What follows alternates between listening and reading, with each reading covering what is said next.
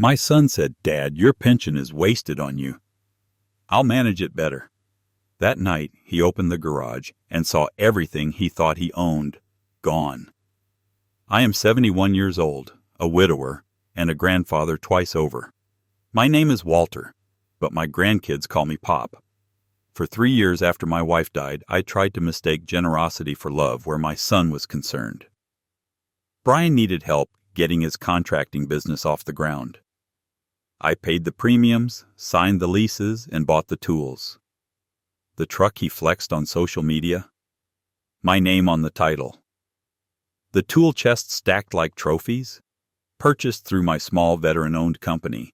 Even the fishing boat he called his, because he washed it once, registered to me.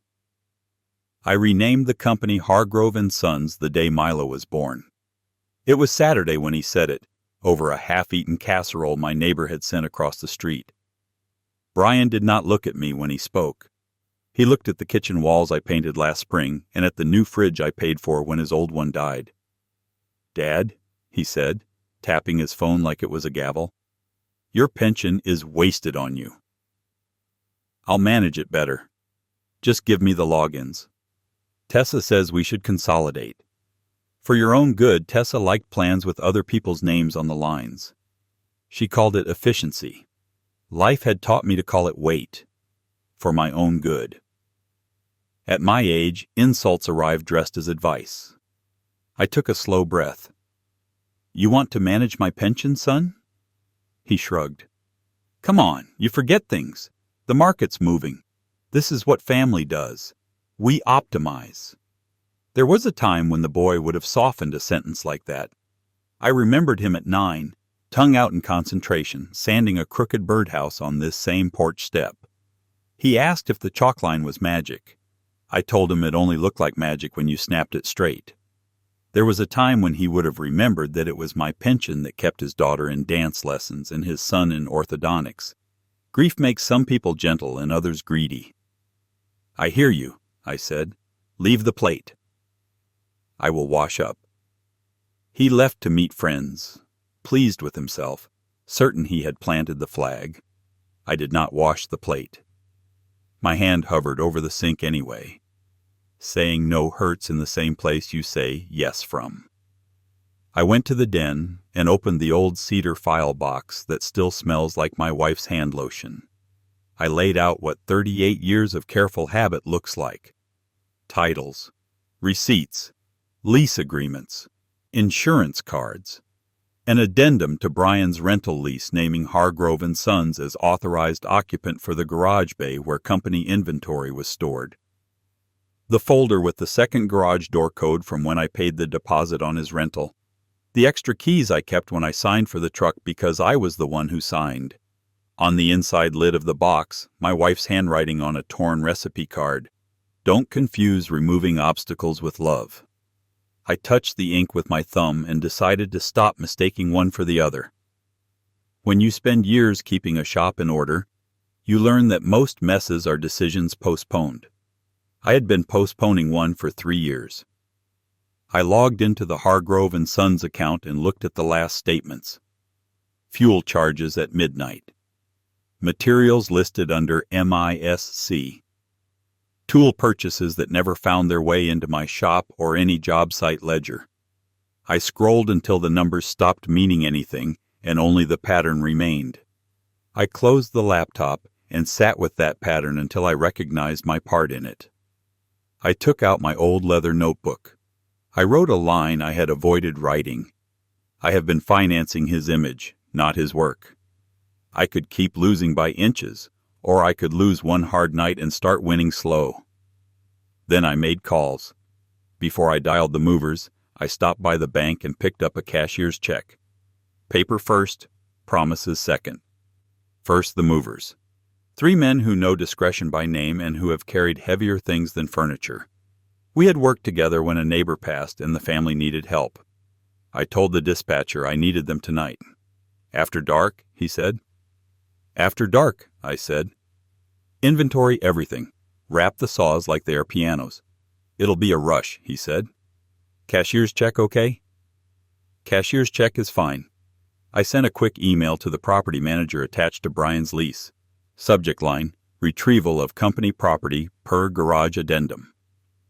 I attached the addendum, listed the items by serial number, and said I would leave an inventory copy on site. I asked for a read receipt. It popped back a minute later. I printed that too. The property manager replied one line, acknowledged. I printed that as well and clipped it to the addendum. Second, Kurt at the towing yard. We served together in a different life, where men did what they said they would do. Kurt, I said, I need a gentle hand and a rollback. Tonight, for the F-150 with the black rims, he said, half laughing. The same one. I'll bring the soft straps, he said. His company carried the road liability. The truck would ride the rollback. I've got the title, I said. Good, he said. Text me the address. Third, the bank. Again, this time to freeze what should have been frozen a year ago. Mr. Hargrove, the young man said, what can we do for you today? I need to close 2 company fuel cards, cancel a linked debit, and put a temporary freeze on withdrawals above $100 on the company checking account. Effective immediately. He asked security questions I could have answered in my sleep. We can also set transaction alerts, he said. Text to your phone if anyone tries to open credit in the company name. Do that, I said, and note the reason as internal control. Noted. While he put me on hold, I looked around the den. It is a small room, a desk, 2 chairs, a lamp with a shade my wife picked out because it threw a kind light. On the wall, a photo from our last trip to the coast. Helen wearing the hat she said made her look like a movie star. I felt the house watching me, the way a good house will. I felt it waiting to see if I would keep it safe. I texted my granddaughter a picture of the lopsided birdhouse we painted last summer. Still standing, I wrote. She sent back 3 heart stickers and a photo of her gap-toothed smile. Night Pop, she added, and this time she signed it Emma. Seeing her name there made something in my chest settle. If I was going to say no to a grown man, it would be because I was saying yes to a child. Within the hour, I rented a storage bay under Hargrove & Sons. The manager slid a clipboard toward me and said he liked my company name. I told him I liked it too. It reminded me of who I owed. On the way out, I stopped by the hallway cabinet. I took down my wife's framed photo. Helen, I said, I'm putting the weight back where it belongs. I set the frame on the den shelf where the sun finds it in the afternoon. At dusk, I phoned the townhouse HOA gatehouse. This is Hargrove, I said, giving the unit number. We'll be moving company property out of the garage tonight. We'll keep it quiet. Night moves are permitted with notice, the guard said. He took my name and unit number and gave me a little incident log. Gatehouse number 12, 2,100 hours. Hargrove & Sons move. We'll expect your truck. Thank you, I said. By 10, the movers rolled up to Brian's place. I had the second garage code because I paid the deposit, and, more to the point, the garage addendum listed Hargrove & Sons as authorized occupant for that bay. The keypad still knew my code. We kept voices low. The HOA permits night moves with notice, and the gatehouse had our log. The F-150 with the black rims and the vanity plate. Kurt eased it up the ramp like a patient. The soft straps hugged the frame. The boat trailer rolled out like a well-behaved dog. Compressor, miter saw, nailers, generators, wrapped, lifted, inventoried. The neon Brian build sign went last, after I snapped a photo of the invoice that showed Hargrove & Sons had paid for it. We left a carbon copy of the inventory under a magnet with my business card and the words "Took company titled assets only." No personal effects. I set my phone on the workbench and let it run a slow video sweep. Serial plates, the stacked tools, and the note we left. I signed the men's clipboard and handed over the cashier's check at the curb. One of the movers, big shoulders, careful hands, held up a plastic tub. "Personal stuff," he said. "A tangle of old baseball caps and a stack of baby drawings." I shook my head. "Leave it," I said. "We take what is ours, not what is his." I texted Brian a photo of the bin and told him to pick it up in the morning. "Personal items untouched," I wrote. The house lights were off when I left. The wind fussed at the eaves. A neighbor's porch light blinked and stayed steady. I stood in the driveway a moment and listened to the quiet click of cooling metal. There is a kind of stillness that tells the truth. No engines, no excuses. On the way back, I stopped at the storage facility. We rolled the door. The steel clattered and rang like a clean bell. The movers stacked the saws and levels by size. Kurt backed the truck in nose first. I took wide photos of each wall, the way the insurance man taught me once. I locked the unit and tugged twice. He could bring noise, I would bring paper. This is where sons test fathers and paper decides. Soon, I'm going to establish the justice in my family. I'll have the last word. But before we continue, please subscribe to the channel and write in the comments what time it is where you are now. That night, the garage opened to nothing. I did not need to see it. I could hear the shape of it from my porch 2 streets over. The motor hummed.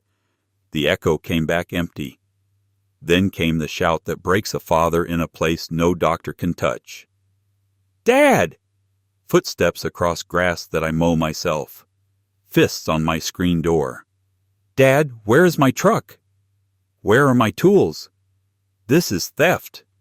"No," I said, stepping outside. "This is retrieval." He tried to tower over me. "That trick does not work on men who have buried a wife. You cannot take what is mine," he said, red-faced, breath hot with bar smoke and panic. I held out a folder. "Here are the titles, leases, and receipts. The garage addendum names Hargrove & Sons as authorized occupant for the bay we emptied. The business equipment is owned by Hargrove & Sons. I am Hargrove. You are a son when you act like one. The truck title is mine. The boat registration is mine. The fuel cards are closed. The insurance on those items is suspended until further notice. While they sat in storage, coverage stayed suspended. Whenever I moved an item on the road, I bound the policy first. Here is a written notice to your property manager stating exactly what we removed and why. You will also find a letter revoking you as an authorized user on every account." He jabbed a finger at my chest. "I am calling the police." "You should," I said. "Bring them coffee. I will show them the paperwork." They came. I put a clean tablecloth on the porch table because I am old-fashioned about respect. I poured coffee. The younger officer's eyes moved from title to lease to receipt. "You've got an addendum for the garage," he said. "Yes," I said. "Company inventory. My access. We left an inventory. We took nothing personal."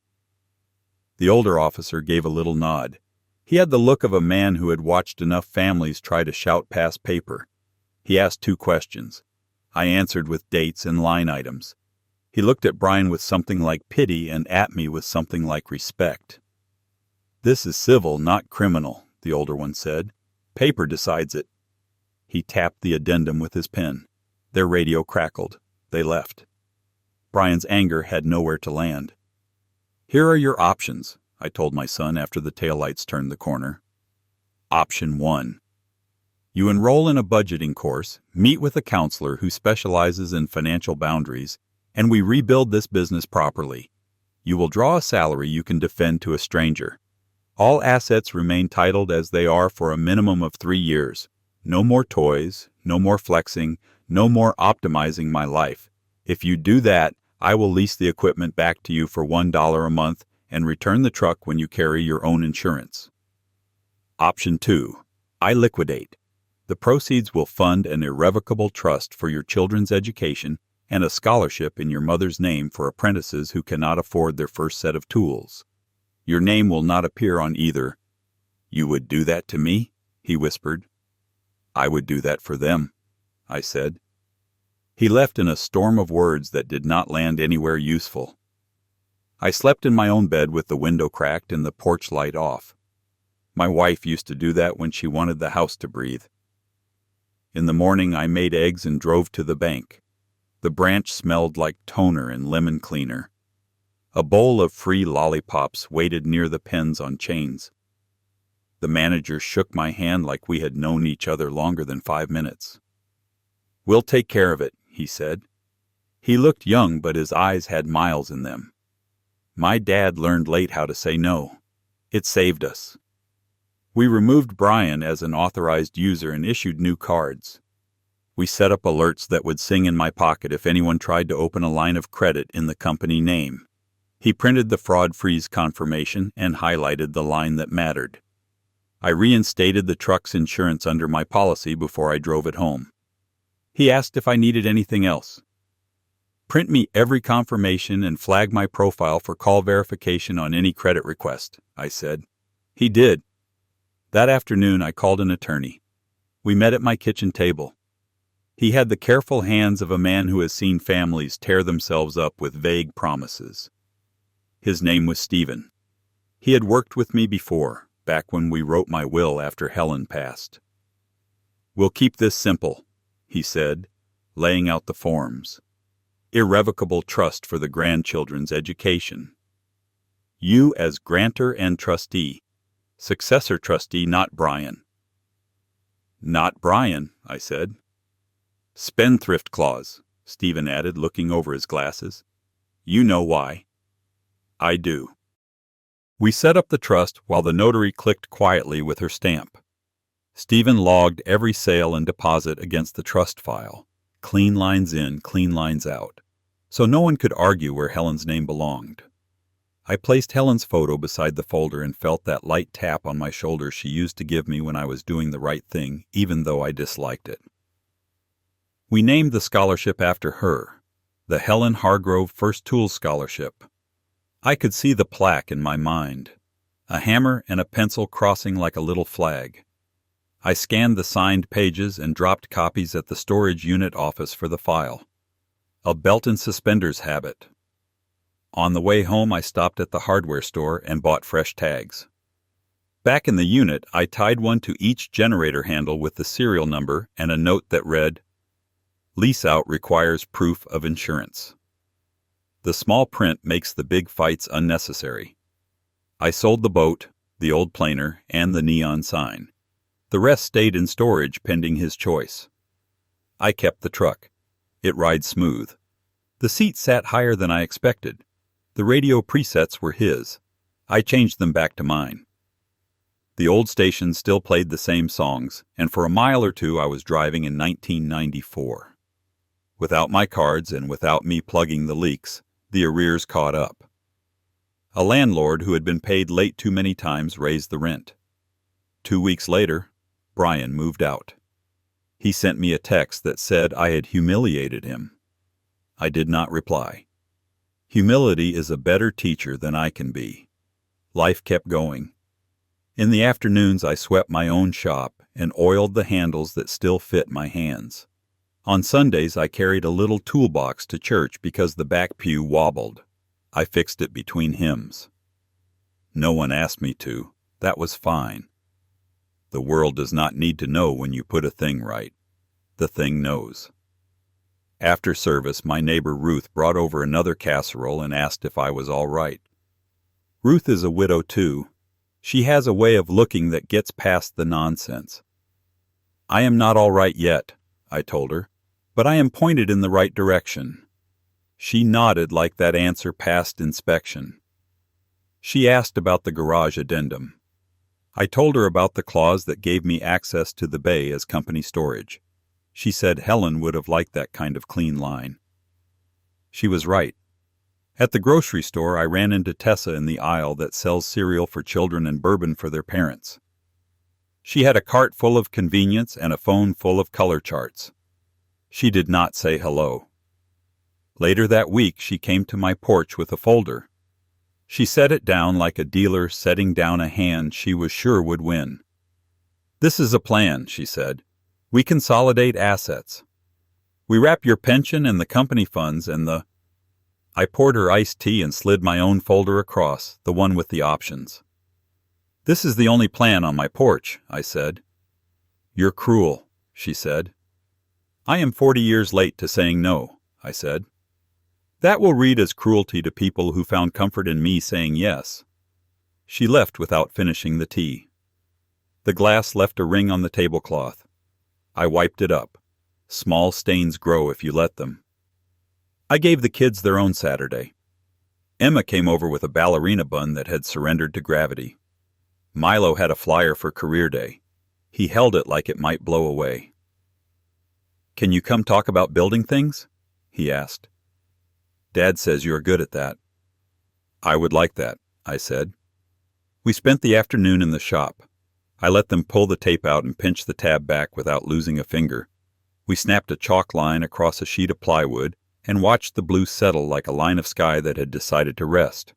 Emma drew a house with too many windows. I told her the truth. People can live in beautiful mistakes if the framing is honest.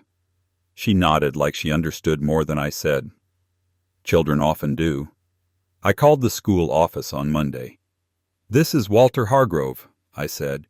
I'll be at career day for Miss Bennett's class. The secretary put a star by Milo's name.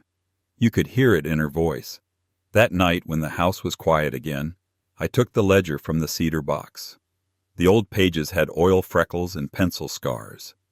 I turned past lists of bolts and belts, past the column where I tracked which ladder had been lent and which had come home without a dent. On a fresh page I wrote slow, keep the line plumb. Love with boundaries. A week passed, then another. On a soft Sunday, there was a knock. Milo stood on the step with the flyer again. He had added a doodle of a toolbox in the corner. I reminded the teacher, he said. I appreciate a good foreman, I told him. The classroom smelled like crayons trying to be serious. I set the little toolbox on a child-sized desk. The chalk line snapped for a chorus of oohs. I showed them how a level's bubble returns to center if the surface is true, and how a tape reads the same for anybody who respects the numbers. I told the kids the most important part of building is knowing what is load-bearing and what is decoration. I said it about houses. I meant it about families. Milo grinned at me like I had said a magic word. Emma pointed to the chalk line on her sleeve and told me she would not wash it until Tuesday. On the way out, I saw Brian in the parking lot. He stayed by the fence, hands in pockets, not stomping, not performing. He lifted a hand. I lifted mine back. It was not peace. It was not war. That night, Brian texted me. What do I need to do to get the tools back? I sent the same list I had given him on the porch. He did not argue this time. He enrolled. He showed me receipts. On Thursdays, he met a counselor in a strip mall office with a dying fern. On Tuesdays, the county credit union ran a budgeting class in a room that smelled like dry erase markers. An instructor named Maria kept the chairs facing forward. On the night of his first budgeting class, I parked at the far end of the lot and watched men and women file in carrying notebooks, not egos.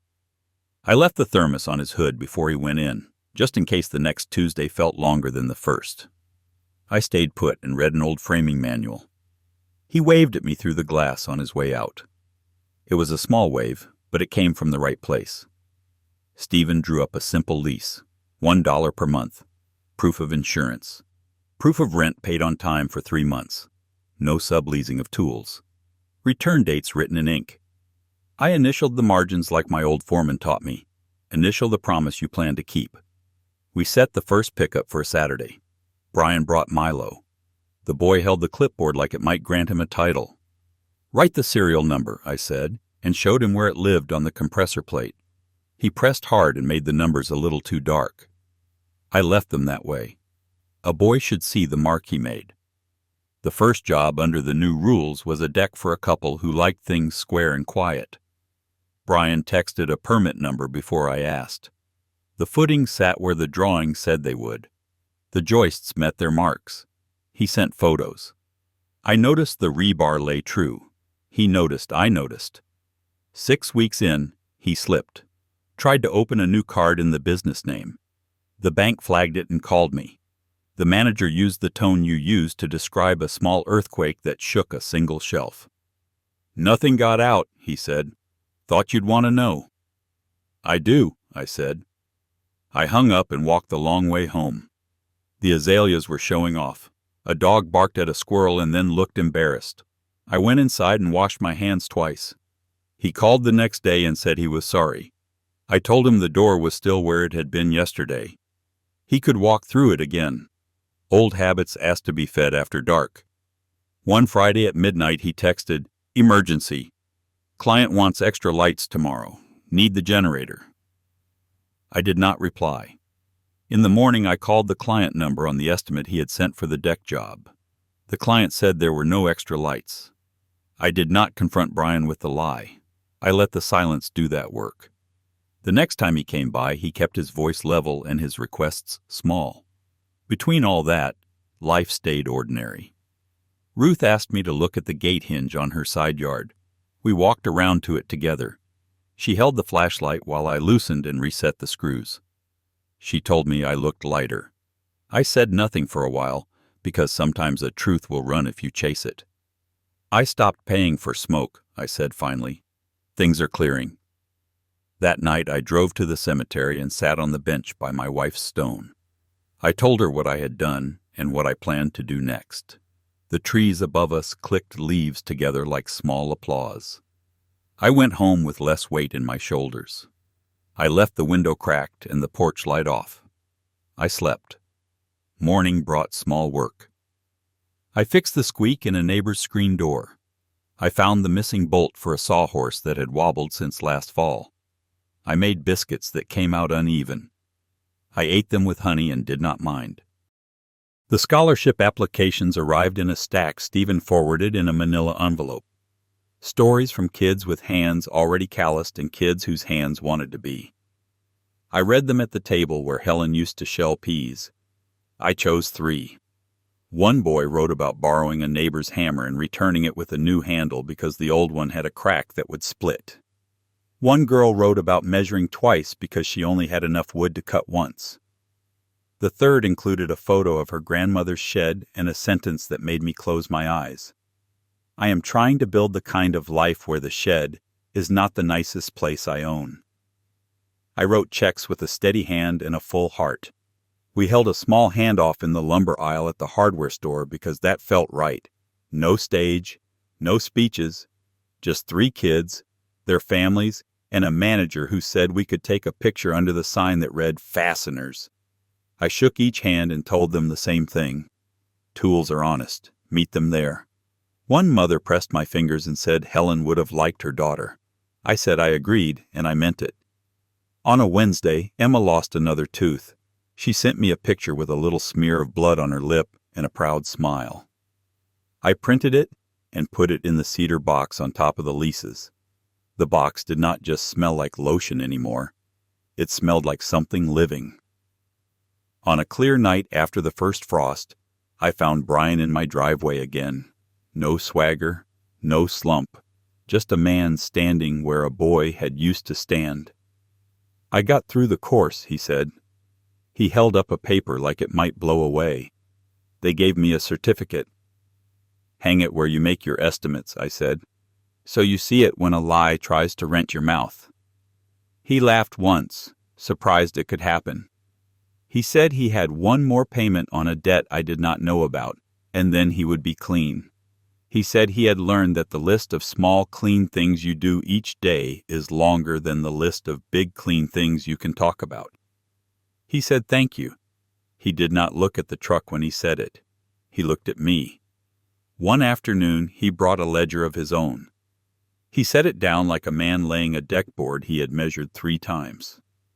"I started keeping track," he said, "not just money." Choices, I opened it. Entries in a neat, stubborn hand, paid rent on time, returned compressor with fuel topped off, called client back same day, stopped at amber, walked away from the bar on purpose. "Good," I said. Write it even when you fail. I did, he said, tapping a line where he had. Tried to float money with a tool sale. Lied to myself first. Told Dad next day. Lost tool for a month. Learned. I closed the book and pushed it back. That is worth more than a certificate. He nodded and looked at the shelf. Mom would like that scholarship photo. She does, I said. The pronoun felt right. Some present tenses are earned. On Saturday I took Emma to buy new ballet shoes because the old ones had surrendered. The clerk asked if she needed ribbons too. Emma looked at me like she might need the whole store. I bought the ribbons. On the way out she asked why the chalk line is blue and not red. I told her red is for when you do not want it to wash away. She said some lines should wash away. I said she was right. Spring turned the yards to work. Ruth asked if I would look at her porch steps. We replaced 2 treads together.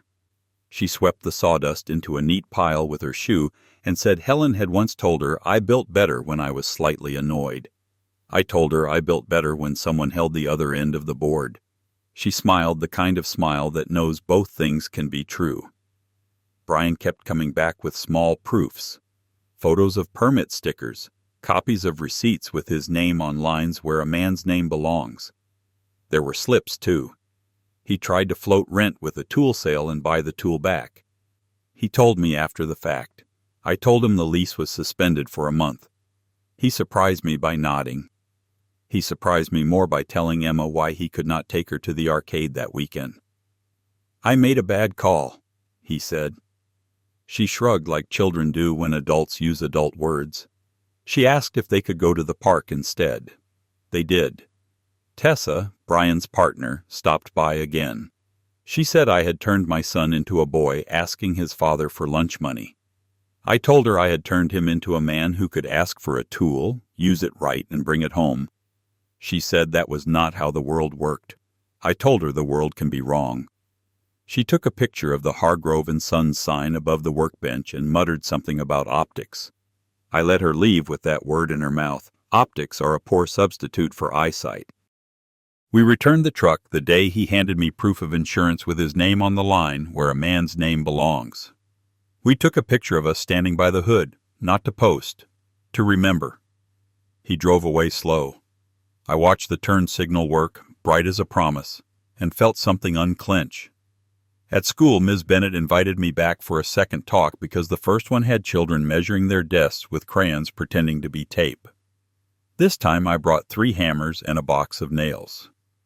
We tapped nails into a pine board clamped to a low table and taught the difference between a swing and a hit. I told them a house does not care if you talk pretty to it, it cares if you set it straight. Their laughter sounded like a shop with the radio on low. Summer crept in, and with it a call from the scholarship girl with the grandmother's shed. She had built a ramp and needed to know how to seal the edges where the concrete met the sill. I drove out. The board sat snug. The rise was gentle. Her grandmother watched from a chair with a blanket even in June. We ran a bead of sealant together and pressed it smooth with gloved fingers. The girl wrote her name and the date on the underside of the last tread. I told her that was a good place for pride to live, where it holds, not where it shows. On a Saturday morning, Stephen called about the scholarship fund note. Auditors like clean lines, he said. You've given them clean lines. I told him Helen liked those too. He said he knew. We did not tie it up with a ribbon. We tied it up with days, with calls made and calls answered, with proof of insurance printed out instead of promises, with a boy learning where his name belongs on a title and a man learning he could stop carrying what wasn't his. One evening, late, the garage door lifted on Brian's side of town. It did not open on nothing. It opened on a workbench with tools hung where they belonged, and a truck that wore its insurance like a good pair of boots. He sent me a photo without a caption. I sent back a thumbs up and then another message before I could overthink it. Proud of you. He wrote, working on it. That was better than a victory speech. At my age, revenge that leaves nothing but ash is easy. The hard thing, the satisfying thing, is turning the same knife into a chisel and making something useful with it. I did not raise a boy to win arguments. I raised him to carry weight the right way. He forgot. I forgot that I could stop carrying it for him. "Dad, your pension is wasted on you," he had said. He was wrong. I spent it on grandchildren who will not start adulthood with a chain around their ankle, on apprentices who will own the tools they use, on a man in the mirror who remembered that love without boundaries is not love. The garage door lifted on nothing that night. In the empty space, something load-bearing finally showed. How far would you go to tell the truth without breaking the family? Is there something you would do differently? Please share your thoughts in the comments. My grandpa's worst really happened. I believe him. If you want more true tales stories like this, hit subscribe.